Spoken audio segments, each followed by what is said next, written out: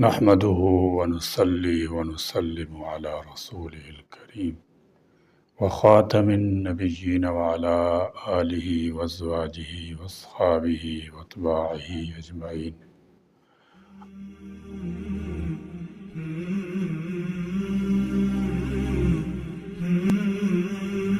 اللهم لك الحمد كما أنت أهل فصل على محمد كما أنت أهل وافعل بنا ما أنت أهله فإنك أهل التقوى وأهل المغفرة.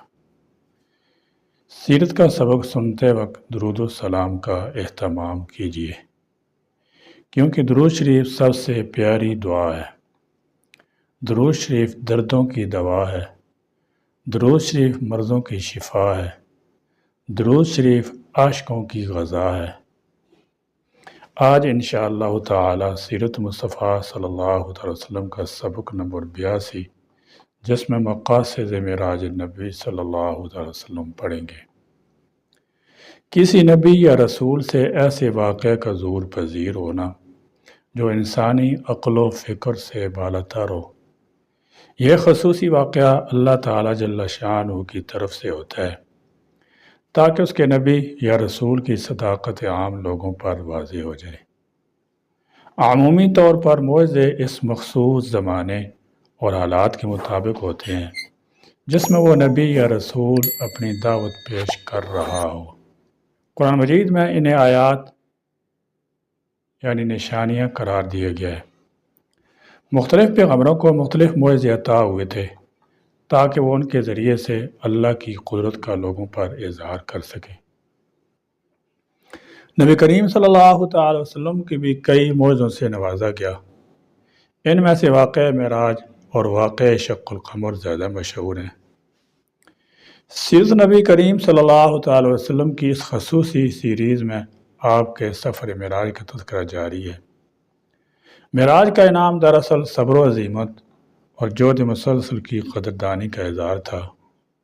اس سبق میں واقع معراج کے اسرار و حکم جس میں حضور اکرم صلی اللہ تعالی وسلم کا مسجد اقصی میں انبیاء کرام کی جماعت کی امامت کرنا، مسجد اقصی کی اہمیت، حضرت بکر صدیق رضی اللہ تعالی عنہ کی لقب صدیق کی وجہ تسمیہ، تحفہ نماز اور اس کی فرضیت جیسے عنوانات پر انشاءاللہ گفتگو کریں گے۔ عجائب قدرت کا مشاہدہ۔ سفر معراج میں آپ صلی اللہ تعالی وسلم نے عجائب قدرت کا مشاہدہ کیا۔ آپ صلی اللہ تعالی وسلم کو نیک اعمال کی جزا اور برے اعمال کی سزا کو ممثل یعنی مثالی شکل میں دکھایا گیا اور ان کے تفصیلی مشاہدے کا موقع دیا گیا۔ ان میں سے کچھ واقعات آسمان پر جانے سے پہلے کے ہیں اور بعض واقعات بعد کے ہیں، اور بعض واقعات کے سلسلے میں اختلاف ہے۔ ان کی تفصیلات کتب حدیث میں موجود ہیں۔ معراج کا یہ واقعہ کیوں پیش آیا؟ اس واقعے کے ذریعے اللہ تعالیٰ نبی کریم صلی اللہ علیہ وسلم کی ذات اقدس پر اور امت مسلمہ پر کن حقائق کو منکشف کرنا چاہتے تھے، اور اس واقعے کے اندر امت مسلمہ کے لیے کیا کیا پیغام ہے۔ واقعہ معراج کا سب سے اولین مقصد نبی کریم صلی اللہ تعالی وسلم کا اعزاز و اکرام اور آپ نے دین اسلام کی تبلیغ کے لیے جو تکلیف برداشت کی تھی اور ہمت اور برداشت کی تلقین تھی۔ اس لیے کہ واقعہ معراج جن حالات میں پیش آیا وہ حالات کم و بیش اس طرح تھے کہ نبی کریم صلی اللہ علیہ وسلم 11 سال سے مکہ کی سنگلاخ زمین پر بت پرستی اور جہالت کے انتہائی متعصب ماحول میں دین کی تبلیغ فرما رہے تھے۔ اس تبلیغ کے جواب میں بہت کم لوگ مسلمان ہوئے، اور ان میں بھی بیشتر بڑے بڑے سردار نہیں بلکہ عام طبقے کے لوگ تھے۔ ان 10 سالوں میں آپ اپنے رب ذوالجلال کے جس پیغام کو پہنچا رہے تھے اسی کی پاداش میں آپ کو اور آپ کے ساتھیوں کو ہر طرح کی تکالیف سہنا پڑی۔ باطل نے اپنے ترکش کا ہر تیر استعمال کیا، ہر حربہ آزمایا، اور آپ صلی اللہ تعالی وسلم ہر تیر کو خندہ پیشانی سے سہتے، یہاں تک کہ سن 10 نبوی میں آپ نے طائف کا سفر کیا۔ وہاں بھی آپ نے اسی حق کے پیغام کو پہنچایا۔ وہاں کے لوگوں نے نہ صرف قبول حق سے انکار کیا بلکہ آپ کے قدموں کو لہو لہان کر دیا۔ یہ حالات اس بات کا تقاضا کر رہے تھے کہ جس خدائے بزرگ برتر کی دین کے لیے آپ صلی اللہ تعالی وسلم یہ تکالیف برداشت کر رہے ہیں، وہ آپ کو اپنے دربار میں بلائے، آپ کو دیدار الہی سے مشرف کر دے، تاکہ اس کے ذریعے آپ صلی اللہ تعالی وسلم کے جذبہ تبلیغ دین کو مزید قوت عطا ہو اور آپ کی جذبہ و شوق کو مزید محمیز کیا جائے۔ اگرچہ آپ صلی اللہ تعالی وسلم دین کی دعوت تبلیغ کا کام اور جبرائیل امین کی وساطت سے وہی الہی کی روشنی میں جاری رکھے ہوئے تھے، لیکن جو مزہ اور لطف براہ راست ہم کلام ہونے اور دیدار کرنے میں ہے وہ قاصد کے توسط سے کام۔ واقعہ معراج کا دوسرا اہم مقصد نبی کریم صلی اللہ علیہ وسلم کو اور آپ کی وساطت سے امت مسلمہ کو اچھے اعمال اور برے اعمال کو مثالی شکل میں دکھانا مقصود تھا۔ اس طرح اچھے اور برے اعمال کرنے والوں کی جزا اور سزا، ثواب اور عذاب کا ایک نمونہ اور جھلک دکھانا مقصود تھا، تاکہ اچھے اور برے، حق اور باطل کے درمیان فرق اچھی طرح واضح ہو کر سامنے آ جائے۔ واقعہ معراج کا تیسرا اور اہم مقصد انسانیت کے مقصد تخلیق یعنی عبادت کے اظہار کا ایک طریقہ تحفہ کی شکل میں دینا تھا۔ انسان کی تخلیق کا مقصد عبادت ہے اور عبادت کا سب سے بہتر اور جامع طریقہ نماز ہے۔ یہ طریقہ نبی کریم صلی اللہ تعالی وسلم کو شب معراج میں عطا کیا گیا۔ شب معراج کے حوالے ہی سے کہا جاتا ہے کہ الصلاۃ معراج المؤمنین، نماز مومنین کی معراج ہے۔ معراج اس سے کہا جاتا ہے جس کے ذریعے بلندی اور عروج کی طرف بڑھا جا سکے۔ نماز کے ذریعے انسان روحانی ترقی کے اعلیٰ درجات پر اور بلند ترین مقامات تک پہنچ سکتا ہے۔ پہلا نقطہ یہ ہے کہ واقعہ معراج نبی کیوں پیش آیا۔ اس ضمن میں ایک نقطے کی وضاحت مناسب ہوگی، اور وہ یہ کہ بے شک معراج کے مقصد نبی کریم صلی اللہ علیہ وسلم کا اعزاز و اکرام تھا، اعمال کا مشاہدہ کرانا، نماز کا تحفہ عطا کرنا تھا۔ یہ مقصد اس سے بھی پورے ہو سکتے تھے کہ حضرت صلی اللہ علیہ وسلم کو اپنے جائے سکونت یعنی مکہ مکرمہ مسجد حرام سے براہ راست آسمانوں کی طرف لے جایا جاتا۔ آسمانوں سے قبل مسجد اقصی بیت المقدس لے جانے میں کیا حکمت تھی؟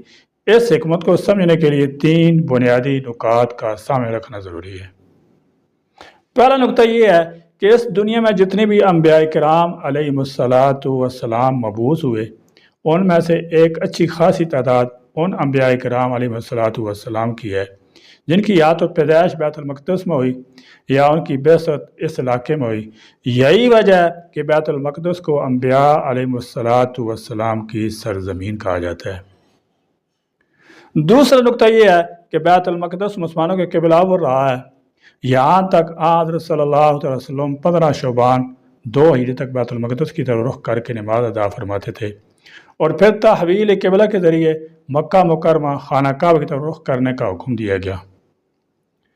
تیسرا نقطہ یہ کہ بے شک اسلام کا مرکز مکہ مکرمہ اور مدینہ منورہ ہے، لیکن حضرت صلی اللہ علیہ وسلم کی بعثت صرف اہل مکہ یا اہل حجاز یا اہل عرب کے لیے نہیں تھی، بلکہ آپ کی بعثت تمام عالم کے لیے قیامت تک کے لیے ہے۔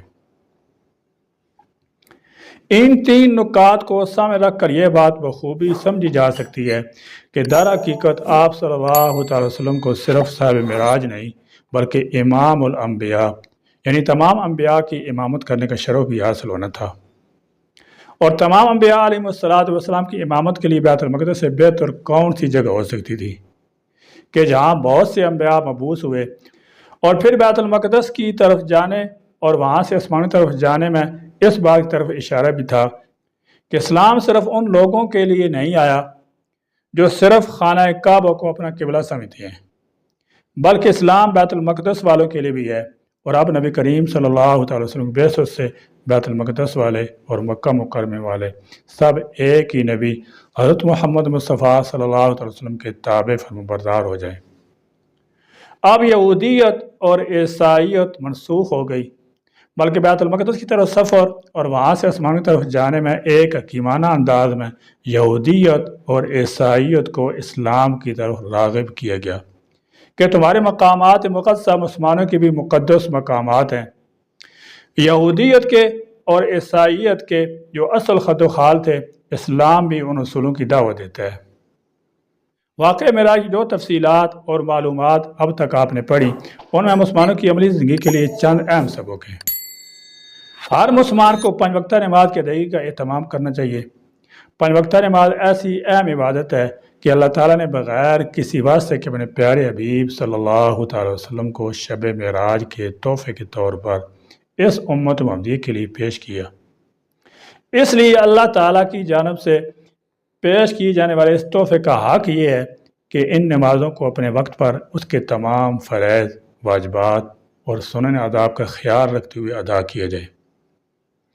واقعہ معراج کی تفصیلات کو پڑھا جائے تو ان میں آپ صلی اللہ علیہ وسلم جن گناہوں کی سزا مثالی شکل میں دکھائی گئی ہے ان گناہوں سے مکمل بچیں۔ ان کی سزائیں اتنی خطرناک اور اذیتناک ہیں کہ ان کے تصور سے انسان کو خوف آنے لگتا ہے۔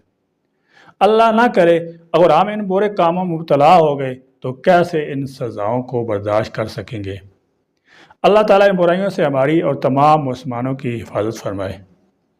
واقعہ معراج میں آپ صلی اللہ علیہ وسلم کو مسجد حرام خانہ کعبہ سے مسجد اقصی بیت المقدس لے جانے اور وہاں پر انبیاء کی امامت کے ذریعے یہ بتا دیا کہ بیت المقدس بھی مسلمانوں کے لیے مقدس مقامات میں سے ایک ہے اور اس کا احترام اور تقدس مسلمانوں کے عقیدے کا حصہ اور اس کی حفاظت اور اس کو بے حرمتی سے بچانا اسلامی غیرت کا تقاضا ہے۔ مسجد اقصی بیت المقدس مسلمانوں کا قبلہ یہ بولا ہے۔ نبی کریم صلی اللہ تعالی وسلم اور صحابہ کرام رضوان اللہ تعالی علیہ اجمعین نے پوری مکی زندگی اور مدنی زندگی کی تقریباً 1 سال 6 ماہ تک بیت المقدس کی طرف رخ کر کے نماز ادا کی۔ ان تمام عقائد کی روشنی میں مسجد اقصی بیت المقدس پر یہودیوں کا قبضہ غاصبانہ اور ظالمانہ ہے، لہذا مسلمانوں کو اپنے قبلہ اول کو یہودیوں سے آزاد کرانے کی ہر جدوجہد میں حصہ لینا چاہیے اور انشاءاللہ تعالیٰ ایک وقت آئے گا کہ مسلمان اس میں کامیاب ہوں گے۔ قرآن کریم اور احادیث متواترہ سے ثابت ہے کہ اسراء و معراج کا تمام سفر صرف روحانی نہیں بلکہ جسمانی تھا، یعنی نبی اکرم صلی اللہ تعالی وسلم کا یہ سفر کوئی خواب نہیں تھا بلکہ ایک جسمانی سفر اور عینی مشاہدہ تھا۔ یہ ایک معجزہ تھا کہ مختلف مراحل سے گزر کر اتنا بڑا سفر اللہ تعالیٰ نے اپنی قدرت سے صرف رات کے ایک حصے میں مکمل کر دیا۔ اللہ تعالیٰ جو اس پوری کائنات کے پیدا کرنے والا ہے اس کے لیے کوئی بھی کام مشکل نہیں ہے، کیونکہ وہ تو قادر مطلق ہے، جو چاہتا ہے کرتا ہے، اس کے تو ارادہ کرنے پر چیز کا وجود ہو جاتا ہے۔ معراج کا واقعہ پوری تاریخ انسانی کا ایک عظیم، مبارک اور بے نظیر معجزہ ہے جس کی مثال تاریخ پیش کرنے سے قاصر ہے۔ خالق کائنات نے اپنے محبوب صلی اللہ تعالی علیہ وسلم کو دعوت دے کر اپنا مہمان بنانے کا وہ شرف عظیم عطا فرمایا جو نہ کسی انسان کو کبھی حاصل ہوا ہے اور نہ کسی مقرب ترین فرشتے کو۔ واقع معراج کے مقاصد میں جو سب سے مختصر اور عظیم بات قرآن کریم کی سورہ بنی اسرائیل میں ذکر کی گئی ہے وہ یہ ہے، اللہ تعالیٰ نے آپ صلی اللہ علیہ وسلم کو اپنی کچھ نشانیاں دکھلائیں۔ اس کے مقاصد میں سے ایک اہم مقصد اپنے حبیب صلی اللہ علیہ وسلم کو وہ عظیم الشان مقام مرتبہ دینا ہے جو کسی بھی بشر حتیٰ کہ کسی مقرب ترین فرشتے کو نہیں ملا ہے اور نہ ملے گا۔ نیز اس کے مقاصد امت مسلمہ کو یہ پیغام دینا ہے کہ نماز ایسا محترم بشان عمل اور عظیم عبادت ہے کہ اس کی فرضیت کا اعلان زمین پر نہیں بلکہ ساتوں آسمانوں کے اوپر بلند و اعلیٰ مقام پر معراج کی رات ہوا۔ نیز اس کا حکم حضرت جبرائیل علیہ السلام کے ذریعے نبی اکرم صلی اللہ تعالی وسلم تک نہیں پہنچا بلکہ اللہ تعالیٰ نے فرضیت نماز کا تحفہ بذات خود اپنے حبیب صلی اللہ علیہ وسلم کو عطا فرمایا۔ نماز اللہ تعالیٰ سے تعلق قائم کرنے اور اپنی ضرورتوں اور حاجتوں کو مانگنے کا سب سے بڑا ذریعہ ہے۔ اب تک کی ساری گفتگو کا مختصر تفصیل یہ ہے کہ حضور اکرم صلی اللہ علیہ وسلم کے پاس سونے کا تشت لایا گیا جو حکمت اور ایمان سے پر تھا۔ آپ صلی اللہ علیہ وسلم سینہ چاک کیا گیا، پھر اسے زمزم کے پانی سے دھویا گیا، پھر اسے حکمت اور ایمان سے بھر دیا گیا، پھر بجلی کی رفتار زیادہ تیز چلنے والی ایک سواری یعنی براق لایا گیا جو لمبا سفید رنگ کا چوپایا تھا، اس کا قد گدے سے بڑا، خچر سے چھوٹا تھا، وہ اپنا قدم وہاں رکھتا تھا جہاں تک اس کی نظر پڑتی تھی۔ اس پر سوار کر کے حضور اکرم صلی اللہ تعالی وسلم کو بیت المقدس لے جایا گیا اور وہاں تمام انبیاء کرام علیہ السلام نے حضور اکرم صلی اللہ تعالی وسلم کی اقتداء میں نماز پڑھی۔ پھر آسمان کی طرف لے جایا گیا، پہلے آسمان پر حضرت آدم علیہ السلام، دوسرے آسمان پر حضرت عیسیٰ علیہ السلام اور حضرت یحییٰ علیہ السلام، تیسرے آسمان پر حضرت یوسف علیہ السلام، چوتھے آسمان پر حضرت ادریس علیہ السلام، پانچویں آسمان پر حضرت ہارون علیہ السلام، چھٹے آسمان پر حضرت موسیٰ علیہ السلام، اور ساتویں آسمان پر حضرت ابراہیم علیہ السلام سے ملاقات ہوئی۔ اس کے بعد البیت المعمور حضور اکرم صلی اللہ علیہ وسلم کے سامنے کر دیا گیا، جہاں روزانہ 70,000 فرشتے اللہ کی عبادت کے لیے داخل ہوتے ہیں، جو دوبارہ اس میں لوٹ کر نہیں جاتے۔ پھر آپ صلی اللہ علیہ وسلم کو سدرۃ المنتہا تک لے جایا گیا۔ آپ صلی اللہ علیہ وسلم نے دیکھا کہ اس کے پتے اتنے بڑے ہیں جیسے ہاتھی کے کان ہوں، اور اس کے پھل اتنے بڑے بڑے ہیں جیسے مٹکے ہوں۔ جب سدرۃ المنتہا کو اللہ کے حکم سے ڈھانکنے والی چیزوں نے ڈھانک لیا تو اس کا حال بدل گیا۔ اللہ کی کسی بھی مخلوق میں اتنی طاقت نہیں کہ اس کے حسن کو بیان کر سکے۔ سدرۃ المنتہا کی جڑ میں 4 نہریں نظر آئیں، 2 باطنی نہریں، 2 ظاہری نہریں۔ حضور اکرم صلی اللہ تعالی وسلم کی دریافت کرنے پر حضرت جبرائیل علیہ السلام نے بتایا کہ باطنی 2 نہریں جنت کی نہریں ہیں، اور ظاہری 2 نہریں فرات اور نیل ہیں۔ فرات عراق میں اور نیل مصر میں ہے۔ نماز کی فرضیت اس وقت اللہ تعالیٰ نے ان چیزوں کی وہی فرمائی تھی جن کی وہی اس وقت فرمانا تھا، اور 50 نمازیں فرض کی۔ واپسی پر حضرت موسیٰ علیہ السلام سے ملاقات ہوئی۔ حضرت موسیٰ علیہ السلام کے کہنے پر حضور اکرم صلی اللہ علیہ وسلم چند مرتبہ اللہ تعالیٰ کے دربار میں حاضر ہوئے اور نماز کی تخفیف کی درخواست کی۔ ہر مرتبہ 5 نمازیں معاف کر دی گئی، یہاں تک کہ صرف 5 نمازیں رہ گئیں۔ حضرت موسیٰ علیہ السلام نے اس پر بھی مزید تخفیف کی بات کی، لیکن اس کے بعد حضور اکرم صلی اللہ تعالی وسلم نے کہا کہ مجھے اس سے زیادہ تخفیف کا سوال کرنے میں شرم محسوس ہوتی ہے، اور میں اللہ کے اس حکم کو تسلیم کرتا ہوں۔ اس پر اللہ تعالیٰ کی طرف سے یہ ندا دی گئی، میرے پاس بات بدلی نہیں جاتی ہے، یعنی میں نے اپنی فریضہ کا حکم باقی رکھا اور اپنے بندوں سے تخفیف کر دی، اور میں ایک نیکی کا بدلہ 10 بنا کر دیتا ہوں۔ غرضے کے ادا کرنے میں 5 ہیں اور ثواب میں 50 ہی ہیں۔ معراج کے موقع پر حضور اکرم صلی اللہ تعالی وسلم کو 3 انعام اس موقع پر حضور اکرم صلی اللہ علیہ وسلم کو 3 انعام دیے گئے۔ نمبر 1، حضور اکرم صلی اللہ علیہ وسلم کو اللہ تعالیٰ سے انسان کا رشتہ جوڑنے کا سب سے اہم ذریعہ یعنی نماز کی فرضیت کا تحفہ دیا گیا۔ حضور اکرم صلی اللہ علیہ وسلم کا اپنی امت کی فکر اللہ کے فضل و کرم کی وجہ سے 5 نمازوں کے ذریعے 50 نمازوں کا ثواب دیا جائے گا۔ نمبر 2، سورۃ بقرہ کی آخری آیت آمن الرسول سے لے کر آخر تک عنایت فرمائی گئی۔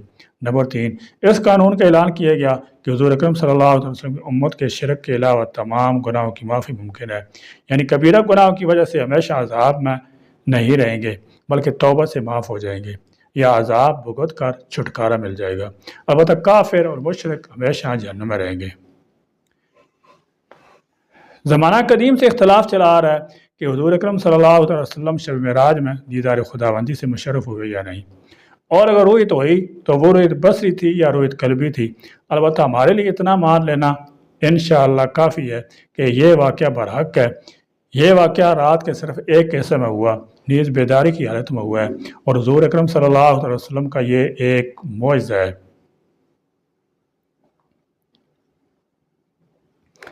قریش کی تکذیب اور ان پر حجت قائم ہونا۔ رات کے صرف ایک حصے میں مکہ مکرمہ سے بیت المقدس جانا، انبیاء کرام علیہ السلام کی امامت میں وہاں نماز پڑھنا، پھر وہاں سے آسمانوں تک تشریف لے جانا، انبیاء کرام علیہ السلام سے ملاقات، اور پھر اللہ جل شانہ کے دربار میں حاضری، جنت دوزخ کو دیکھنا، مکہ مکرمہ تک واپس آنا، واپسی پر قریش کی ایک تجارتی قافلے سے ملاقات ہونا جو ملک شام سے واپس آ رہا تھا۔ جب حضور اکرم صلی اللہ تعالی وسلم نے صبح کو معراج کا واقعہ بیان کیا تو قریش تعجب کرنے لگے اور جھٹلانے لگے، اور حضرت ابوبکر صدیق رضی اللہ تعالیٰ کے پاس گئے۔ حضرت ابوبکر صدیق رضی اللہ تعالیٰ عنہ نے فرمایا کہ اگر انہوں نے یہ بات کہی ہے تو سچ فرمایا ہے۔ اس پر قریش کے لوگ کہنے لگے کہ کیا تم اس بات کی بھی تصدیق کرتے ہو کہ انہوں نے فرمایا کہ میں تو اس سے بھی زیادہ عجیب باتوں کی تصدیق کرتا ہوں، اور وہ یہ کہ آسمانوں سے آپ کے پاس خبر آتی ہے۔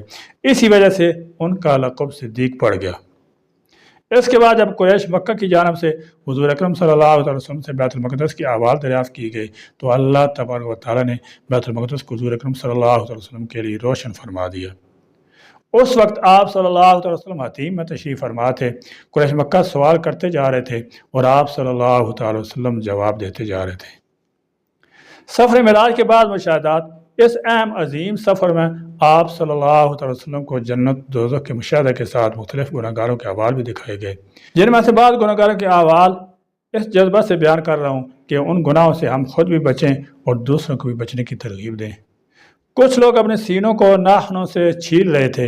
انس رضی اللہ تعالیٰ سے روایت ہے کہ رسول اللہ صلی اللہ تعالی وسلم نے ارشاد فرمایا کہ جس رات مجھے معراج کرائی گئی میں ایسے لوگوں پر گزرا جن کے ناخن تانبے کے تھے اور وہ اپنے چہروں اور سینوں کو چھیل رہے تھے۔ میں نے جبرائیل علیہ السلام دریافت کیا کہ یہ کون لوگ ہیں؟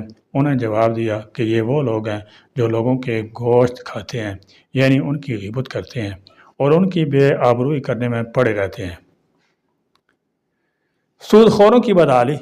حضرت ابو ہریرہ رضی اللہ تعالیٰ سے روایت ہے کہ رسول اللہ صلی اللہ تعالیٰ وسلم نے ارشاد فرمایا جس رات مجھے سیر کرائی گئی میں ایسے لوگوں پر بھی گزرا جن کے پیٹ اتنے بڑے بڑے تھے جیسے انسانوں کے رہنے کے گھر ہوتے ہیں، ان میں سانپ تھے جو باہر سے ان کے پیٹوں میں نظر آ رہے تھے۔ میں نے کہا کہ اے جبرائیل یہ کون لوگ ہیں؟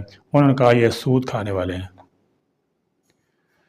کچھ لوگوں کے سر پتھروں سے کچلے جا رہے تھے۔ آپ صلی اللہ تعالی وسلم کا گزر ایسے لوگوں کے پاس سے بھی ہوا جن کے سر پتھروں سے کچلے جا رہے تھے، کچل جانے کے بعد پھر ویسے ہی ہو جاتے تھے جیسے پہلے تھے۔ اسی طرح یہ سلسلہ جاری تھا، ختم نہیں ہو رہا تھا۔ آپ صلی اللہ علیہ وسلم نے پوچھا یہ کون لوگ ہیں؟ حضرت جبرائیل علیہ السلام نے کہا کہ یہ لوگ نماز میں کاہلی کرنے والے ہیں۔ زکوٰۃ نہ دینے والوں کی بدحالی۔ آپ صلی اللہ علیہ وسلم کا گزر ایسے لوگوں کے پاس سے بھی ہوا جن کی شرمگاہوں پر آگے اور پیچھے چیتھڑے لپٹے ہوئے ہیں اور اونٹ بیل کی طرح چرتے ہیں اور کانٹے دار خبیث درخت اور جہنم کے پتھر کھا رہے ہیں۔ آپ صلی اللہ تعالی وسلم نے پوچھا یہ کون لوگ ہیں؟ اور جبرائیل علیہ السلام نے کہا یہ وہ لوگ ہیں جو اپنے مالوں کی زکوٰۃ ادا نہیں کرتے تھے۔ سڑا ہوا گوشت کھانے والے لوگ۔ آپ صلی اللہ علیہ وسلم کا گزر ایسے لوگوں کے پاس سے بھی ہوا جن کے سامنے ایک ہانڈی میں پکا ہوا گوشت ہے اور ایک ہانڈی میں کچا اور سڑا ہوا گوشت رکھا ہے۔ یہ لوگ سڑا ہوا گوشت کھا رہے ہیں اور پکا ہوا گوشت نہیں کھا رہے ہیں۔ آپ صلی اللہ تعالی وسلم نے دریافت کیا یہ کون لوگ ہیں؟ اور جبرائیل علیہ السلام نے کہا یہ وہ لوگ ہیں جن کے پاس حلال طیب عورتیں موجود تھیں مگر وہ زانیہ اور فحش عورت کے ساتھ شباشی کرتے ہیں اور صبح تک اسی کے ساتھ رہتے ہیں، اور وہ عورتیں ہیں جو حلال اور طیب شوہر کو چھوڑ کر کسی زانی بدکار شخص کے ساتھ رات گزارتی ہیں۔ سدرۃ المنتہا کیا ہے؟ احادیث میں سدرۃ المنتہا اور السدرۃ المنتہا دونوں طرح استعمال ہوا ہے۔ قرآن کریم میں سدرۃ المنتہا استعمال ہوا ہے۔ سدرہ کے معنی بیر کے ہیں اور منتہا کے معنی انتہا ہونے کی جگہ کے ہیں۔ اس درخت کا یہ نام رکھنے کی وجہ صحیح مسلم ہے اس طرح ہے کہ رسول اللہ صلی اللہ تعالی وسلم نے ارشاد فرمایا کہ اوپر سے جو احکام نازل ہوتے ہیں وہ اسی پر منتہا ہو جاتے ہیں، اور جو بندوں کے اعمال نیچے سے اوپر جاتے ہیں وہ وہاں پر ٹھہر جاتے ہیں، یعنی آنے والے احکام پہلے وہاں آتے ہیں پھر وہاں سے نازل ہوتے ہیں، اور نیچے سے جانے والے جو اعمال ہیں وہ وہاں ٹھہر جاتے ہیں پھر اوپر اٹھائے جاتے ہیں۔ واقعہ معراج نبی صلی اللہ تعالی وسلم سے متعلق کوئی خاص عبادت ہر سال ہمارے لیے مسنون یا ضروری نہیں ہے۔ تاریخ اس بے مثال واقعے کو بیان کرنے کا اہم مقصد یہ ہے کہ ہم اس عظیم الشان واقعے کسی حد تک تفصیلات سے واقف ہوں اور ہم ان گناہوں سے بچیں جن کے ارتکاب کرنے والوں کو برا انجام نبی اکرم صلی اللہ علیہ وسلم نے اس سفر میں اپنی آنکھوں سے دیکھا پھر امت کو بیان فرمایا۔ اللہ تعالیٰ ہم سب کا خاتمہ ایمان پر فرمائے اور دونوں جہاں کی کامیابی کمرانی عطا فرمائے۔ سیرت مصطفیٰ صلی اللہ تعالی وسلم کے مزید واقعات انشاءاللہ تعالی سبق نمبر 83 میں پڑھیں گے۔ اللہ تعالیٰ ہمیں آپ صلی اللہ تعالی وسلم سیرت مطالعہ پڑھنے اور اس پر عمل پیرا ہونے کی توفیق بخشے، آمین۔ وآخر دعوانا الحمدللہ رب العالمین۔